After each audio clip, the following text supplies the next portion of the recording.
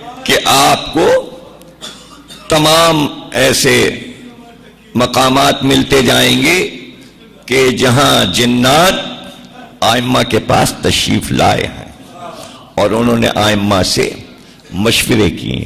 اور صرف یہی نہیں بلکہ جو حسین کے ذاکر ہیں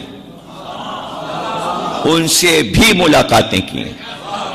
اور چونکہ وہ عزادار ہوتے ہیں جنات، ان کے ہاں بھی آپ کی جیسے مجلسیں ہوتی ہیں، تو وہ عزاداروں کو بھی آتے ہیں ملنے کے لیے، آپ کی مجالس میں شریک ہوتے ہیں جنات.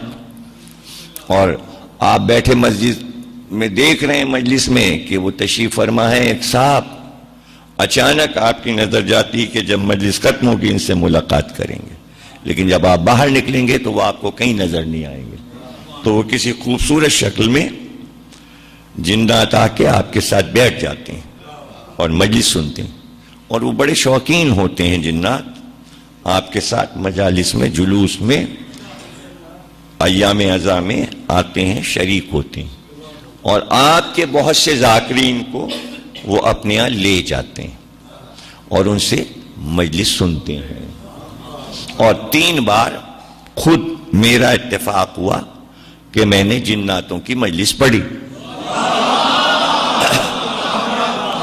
عجیب بات یہ ہے کہ جب وہاں پہنچو تو یہ احساس نہیں ہوتا کہ ہم کہاں ہیں، تاکہ تجسس نہ ہو. وہ سوچنے نہیں دیتے کہ ان کا راز کوئی معلوم کرے. ہاں یہ ضرور ہے کہ جب بھی میں نے پڑھی مجلس تو آوازیں تو میں نے سنی، چہرے نہیں دیکھے، لیکن جو مجھے لینے آئے وہ جنات انسانوں کی شکل میں آئے. اور 6 مہینے پہلے انہوں نے مجھ سے مجلس کا وعدہ لیا. اور مجلس کا وعدہ صرف اس وجہ سے لیا کہ میں عرصہ دراز سے، آج سے 30 برس پہلے سے جناتوں کی ایک مجلس پڑھتا ہوں. ان کو وہ مجلس بہت پسند ہے، تو اسی کی فرمائش کی کہ ہمارے امام باڑے میں آ کے آپ وہی والی مجلس پڑھ دیجئے. یہ وعدہ انہوں نے 6 مہینے پہلے لیا. اب میں چلا جناب، وہ لینے آ گئے اپنی تاریخ پر. پہنچا اس جگہ سے تو بارہا گزرے تھے، لیکن وہاں سے جو نیا راستہ شروع ہوا وہ تو ہم جانتے ہی نہیں تھے کہ یہ کہاں سے آ گیا. اور پھر ایک ایسی جگہ انہوں نے سواری روکی کہ وہ دروازہ ہم نے پورے کراچی میں نہیں دیکھا تھا. سفید رنگ کا بڑا دروازہ، اس کے اندر لے گئے، بہت بڑا صحن، چاندنی کھلی ہوئی. اب وہ 2 جن میرے ساتھ جو لینے آئے تھے سفید کپڑوں میں، انہوں نے لے جا کے امام باڑے میں مجھے بٹھا دیا. میرے ساتھ 2 آدمی اور بھی تھے، وہ موجود ہیں میرے گواہ. وہاں بیٹھ گئے، سناٹا، اور لائٹ کا نام و نشان نہیں، روشنی نہیں. اب اندھیرے میں سائے نظر آ رہے ہیں. اور میں کہہ رہا ہوں بھائی مجلس کب شروع ہوگی؟ کہنے لوگ آ گئے، بس اب شروع ہونے والے. میں نے کہا لوگ تو کوئی نہیں دکھائی دے رہا، اب اندھیرے میں بھی آنکھیں پاڑ پاڑ. کہ نہیں آپ پریشان نہ ہو، لوگ آ گئے ہیں، مجلس شروع ہونا. اتنی دیر میں سوسخانی شروع ہو گئی. تب محسوس ہوا کہ گریا کی آوازیں آ رہی ہیں، یعنی یہ سب بھرا ہوا ہے، پورا امام باڑہ بھرا ہوا ہے، اتنی آوازیں آ رہی ہیں. پھر میں ممبر پہ گیا، میں نے مجلس پڑھی. فرمائش تھی ان کی کہ جناب سکینہ کی شہادت پڑھیے گا اور جعفر جن کی مجلس پڑھیے گا. خیر جب میں نے شہادت پڑھی تو اتنی دیر میں تابوت برآمد ہوا. اب جب میں ممبر سے اترا تو میں نے دیکھا سفید پھولوں سے سجا تابوت شہزادی کا صحن میں آیا، لیکن کوئی اٹھانے والا مجھے نظر نہیں آیا، بس وہ ہوا پہ رما نظر آیا. مجلس ہو گئی، انہوں نے مجھے تبرک دیا. 8 دن تک تو وہ تبرک ختم نہیں ہوا، بلکہ کئی گھروں میں بانٹا گیا. اس طرح رابطہ رہا. پھر لاہور میں 2 جن ایک امام باڑے میں آ گئے تھے اور انہوں نے علم کے نیچے اپنا مسکن بنایا موج دریا روڈ پر خیمہ سادات میں. یہ قاسم یہاں موجود ہیں، آپ کو بتائیں گے. یہ شریک ہوئے ہیں ان مجالس میں. 20 محرم کو یہ جنوں کی فرمائش کی مجلس میں لاہور میں عرصہ دراز تک پڑھتا رہا خیمہ سادات میں. اور وہاں جو دونوں جن رہتے ہیں ان کے نام بھی مجھے معلوم ہے اور میں نے ممبر سے بتا دیے تھے. ایک کا نام قیصر حسین ہے ایک جن کا نام ہے، دوسری خاتون ہیں، اور وہ علم کے نیچے تیسری منزل پر وہ لوگ مسکن بنائے ہوئے ہیں۔ تو جب خیمہ سادات میں ہم جاتے ہیں تو وہ فرمائش ہوتی ہے کہ جنوں والی مجلس پڑھ دیجئے، اس میں بڑا مجمع ہوتا ہے، پورا لاہور ٹوٹا ہوتا ہے، سڑکیں بند ہو جاتی ہیں۔ ادھر کئی برس سے لاہور جانا نہیں ہوا اور میں وہ مجلس نہیں پڑھ سکا۔ ایک مجلس اور میں نے جنوں کی پڑھی، ایک جنوں کی مسجد لکھنؤ میں بھی ہے۔ اگر اور سارے قصے آپ کو بتاؤں گا تو بہت طویل ہو جائے گا۔ مختصر یہ کہ جس مجلس کی فرمائش جنات مجھ سے کرتے ہیں وہ مجلس میں آپ کو آخر میں سنائے دیتا ہوں کہ ان کو یہ مجلس کیوں پسند ہے۔ وہ واقعہ یہ ہے کہ ایک بزرگ یہ کہتے ہیں کہ ایران کے کتب خانے میں جو روضہ امام رضا ہے وہاں ایک کتاب خانہ ہے، اس میں ایک کتاب دریافت ہوئی تھی۔ تو اس میں ایک بزرگ نے اپنا واقعہ یہ بیان کیا تھا کہ میں تاجر تھا اور میں تجارت کے لیے باہر جایا کرتا تھا کشتی کے سفر پر، اور میں اپنا مال کشتی پر لے کر جایا کرتا تھا۔ ایک بار واپسی میں طوفان آیا، اور طوفان جو آیا تو میری کشتی ٹوٹ گئی اور سب کچھ میرا مال بہہ گیا دریا میں، اور یہاں تک کہ کشتی جو ٹوٹی تو میں بے ہوش ہو گیا۔ جب مجھے ہوش آیا تو پتہ یہ چلا کہ کشتی کے لکڑی کا ایک تختہ جس پر میں پڑا تھا اس نے مجھے بہا کر کنارے ساحل پہ پہنچا دیا تھا۔ میری آنکھ کھلی تو صرف آسمان نظر آیا یا سامنے پانی نظر آیا، پیچھے مڑ کر دیکھا تو صحرا نظر آیا۔ میں بڑا حیران ہوا کہ میں کہاں آ گیا اور کس سرزمین پر آ گیا۔ کچھ دور اٹھ کر میں چلا تھا کہ ہوا تیز جب آئی تو ایسی ہوا میں نے کبھی محسوس نہیں کی تھی، بہت تیز چل رہی تھی، لیکن ہوا میں بہت سی آوازیں میرے کان سے ٹکرائیں۔ یہ آوازیں رونے کی آوازیں تھیں، چاروں طرف سے چیخنے اور رونے کی آواز آ رہی تھی۔ میں ڈر گیا، میں سہم گیا، لیکن پھر ہمت کر کے میں آگے بڑھا تو میں نے یہ دیکھا کہ ایک شخص زمین پہ بیٹھا ہے۔ جب وہ چیخ کر روتا ہے تو اس کے جواب میں کئی ہزار آوازیں چاروں طرف سے رونے کی آتی ہیں۔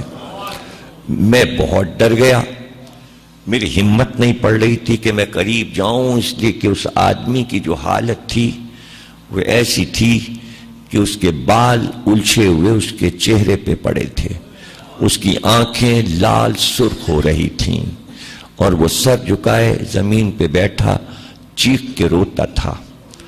ایک جگہ روتا، پھر اٹھتا، دوسری جگہ جاتا، پھر آگے بڑھتا، پھر کہیں بیٹھتا، پھر روتا، اور جب وہ روتا تو چاروں طرف سے رونے کی آوازیں آتی تھیں۔ لیکن میں نے یہ دیکھا کہ جب وہ زمین پہ بیٹھتا ہے تو انگلی سے کچھ زمین پہ لکھتا ہے۔ میں نے سوچا کہ صحرا میں اس کے علاوہ کوئی نہیں ہے، میں کہاں جاؤں گا؟ کوئی راستہ بھی نہیں نظر آ رہا۔ تو میرے دل نے کہا کہ پشت پر پیچھے سے جا کر میں یہ دیکھوں کہ یہ زمین پہ لکھتا کیا ہے۔ میں آہستہ آہستہ اس کے پیچھے گیا اور پھر میں نے جھک کے دیکھا کہ یہ زمین پہ کیا لکھتا ہے۔ اب جو میں نے دیکھا تو وہ انگلی سے لکھتا تھا، یا حسین، یا حسین۔ جب میں نے حسین کا نام لکھا دیکھا تو بڑی میری ڈھارس ہوئی، پھر میرا ڈر ختم ہو گیا کہ اب اس سے ڈرنا نہیں چاہیے، بلکہ یہ حسین کا کوئی چاہنے والا لگتا ہے، یہ مجھے اذیت نہیں پہنچائے گا۔ اس لیے میں گھوم کر اس کے چہرے کے سامنے آیا، میں نے سلام کیا۔ میں نے سلام کیا تو اس نے چہرہ اٹھایا، اس نے حیرت سے مجھ کو دیکھا۔ میں نے اس سے سوال کیا، تم کون ہو؟ تو اس نے فوراً کہا کہ تم مجھ سے پوچھو کہ میں کون ہوں، تم بتاؤ کہ تم کون ہو۔ اور تم یہاں کیسے پہنچے؟ تو فوراً میں نے کہا کہ میں تجارت کرتا تھا، میری کشتی طوفان کی نظر ہو گئی، کشتی ٹوٹ گئی، لکڑی کے تختے نے مجھے یہاں تک پہنچایا، مجھے اب نہیں نظر آتا کہ میں اپنی منزل پہ پہنچوں گا، لیکن اس صحرا میں نے تمہیں دیکھا، میں نے اپنا حال تمہیں بتا دیا کہ میں مسافر ہوں اور پریشان ہوں، اب تم بتاؤ کہ تم کون ہو؟ میں تمہارا نام اس لیے پوچھنا چاہتا ہوں کہ تم میرے مولا کا نام یہاں پر کیوں لکھ رہے ہو؟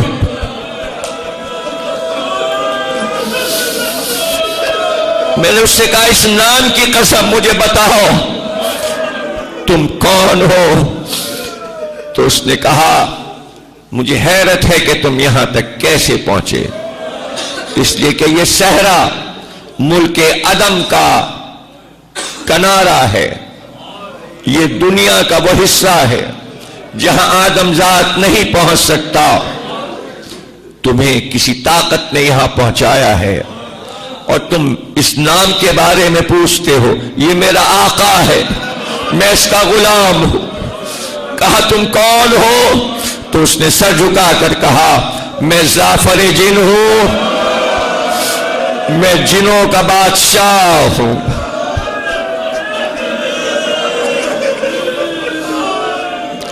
وہ کہتے ہیں کہ اس نے کہا کہ مجھ میں تاب نہیں ہے کہ اب میں وہ دوہرا سکوں،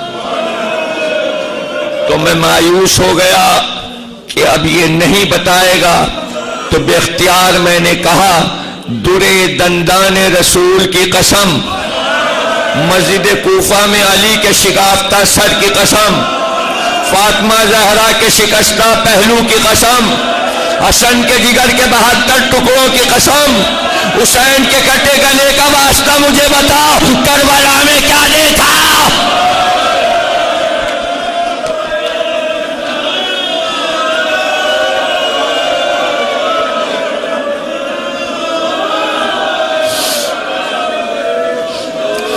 چیخ کر رونے لگا زعفر جن۔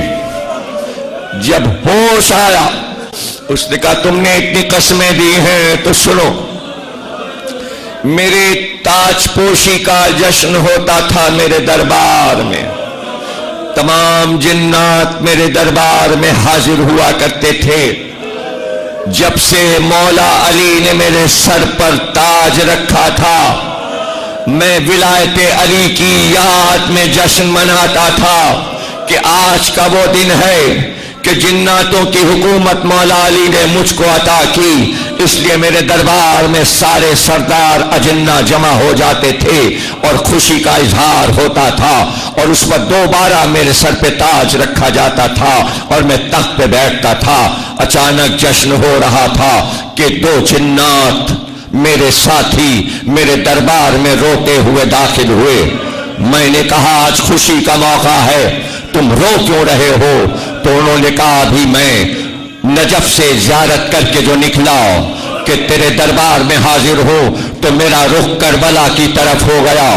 جب میں کربلا سے چلا تو عجیب منظر دیکھا، اے امیر یہ تخت و تاج جس کے صدقے میں ملا ہے، صبح سے اب تک حسین لڑائیوں پہ لڑائیاں لڑ چکے، کتنے لاشیں اٹھا چکے، ارے کچھ پتا ہے فاطمہ زہرا کا بھاگ کربلا میں تاراج ہو رہا، رسول کا گھر لٹ رہا۔ زعفر کہتا ہے یہ سننا تھا کہ میں نے تاج اپنے سر سے پھینک دیا، میں نے نالین پیروں سے اتار دی اور میں نے ان سے کہا مجھے لے کے چلو، کہاں میرا آقا حسین ہے؟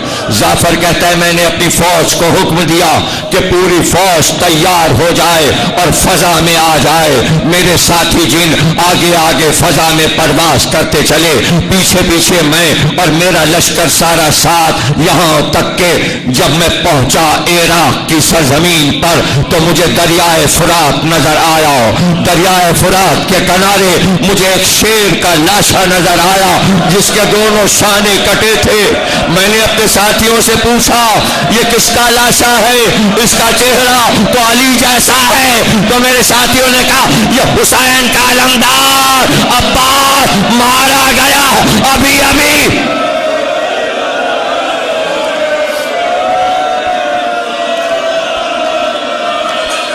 میری آنکھ سے آنسو ٹپکے. میں فرات سے آگے جب پہنچا تو میں نے اپنے لشکر کو حکم دیا کہ سب کربلا کی سرزمین پر اتر جائیں، اور اس کے بعد میں نے چاروں طرف دیکھنا شروع کیا میرا حسین کہاں ہے، میرا سردار کہاں ہے، لیکن مجھے میرا سردار نظر نہ آیا، اس لیے کہ چاروں طرف لشکر یزید نے میرے آقا کو گھیرا ہوا تھا. میں آگے کیسے بڑھتا؟ ایک بار میں نے وہیں سے آواز دی، اے مشکل کشا کے بیٹے، جعفر آیا ہے، آپ کا غلام آیا ہے، اس کو آواز دے کے بلائیے. جعفر کہتا ہے میرے سلام کے جواب میں آواز آئی، جعفر راستہ میں دیتا ہوں، آ جا، بڑھتا. میں آواز پہ بڑھتا گیا.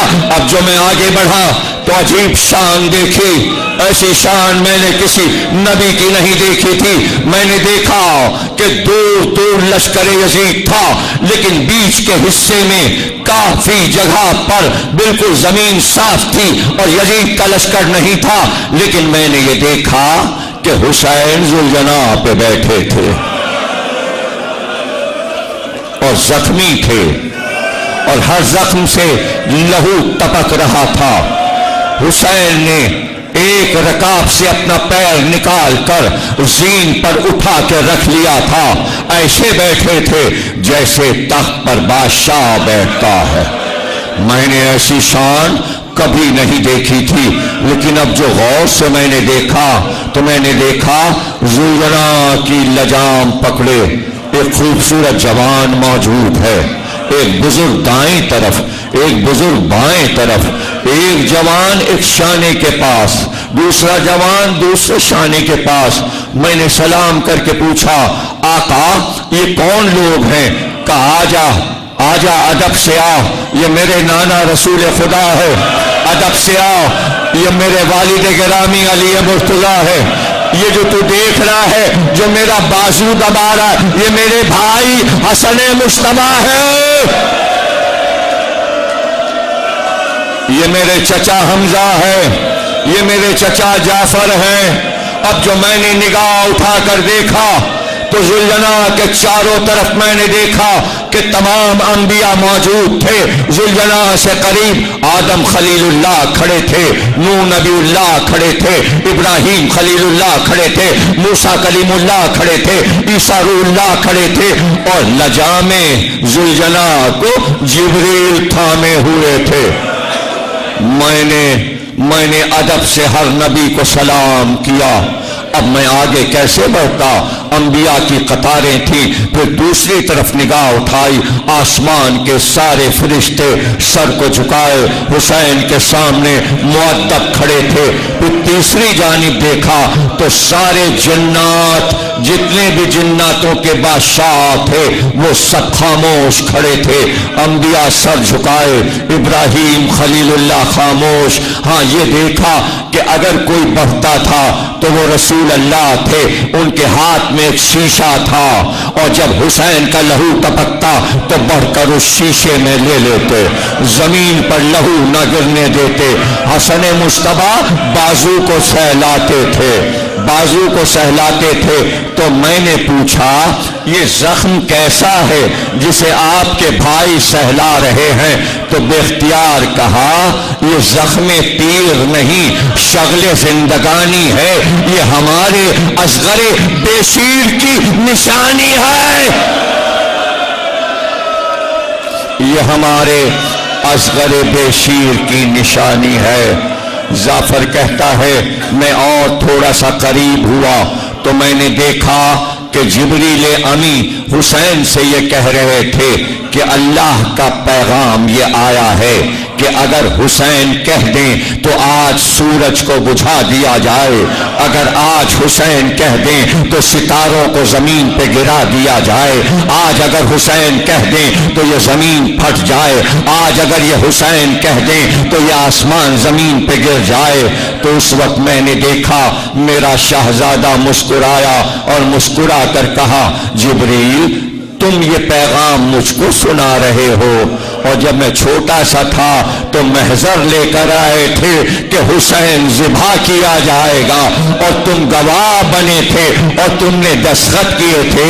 جبریل آج تو وعدہ وفا ہو رہا ہے، میرے بابو سے کہو کہ حسین سوا سر کٹانے کے، امتحان دینے کے کچھ نہیں چاہتا۔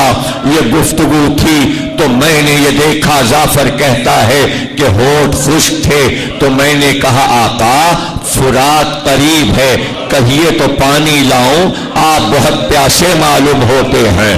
تو بے اختیار جعفر کہتا ہے کہ ایک بار گھوڑے سے اتر پڑے اور میرا ہاتھ پکڑا، اور ہاتھ پکڑ کے کہا جعفر ذرا کچھ دور میرے ساتھ چل، تو پانی کو کہتا ہے میں پانی پی کر کیا کروں، چل میں تجھے بتاؤں کہ کیا ہوا اس کربلا میں۔ جعفر کہتا ہے ایک کھجور کی درخت کے پاس مجھ کو لے کر آئے، وہاں میں نے دیکھا ایک جوان کا لاشا پڑا تھا، اس کی زلفیں اس کے کاندھوں پر ہوا سے اڑ رہی تھیں، اس کا چہرہ میں نے دیکھا تو نور نکل رہا تھا۔ ایک بار حسین نے کہا جعفر پہچانا یہ کون ہے؟ کہا یہ تو شبیہ رسول لگتے ہیں۔ کہا ہاں یہ میرے لال علی اکبر ہیں، یہ میرے لال علی اکبر ہیں۔ جب یہ تکبیر کہتے تھے تو میرے نمازی جمع ہو جاتے تھے۔ ارے جعفر یہ جنگ کرتے ہوئے میرے پاس آئے اور مجھ سے کہا بابا تھوڑا سا پانی، مگر میں جوان لال کو پانی نہ پلا سکا۔ جعفر میرا لال پیاسا مر گیا۔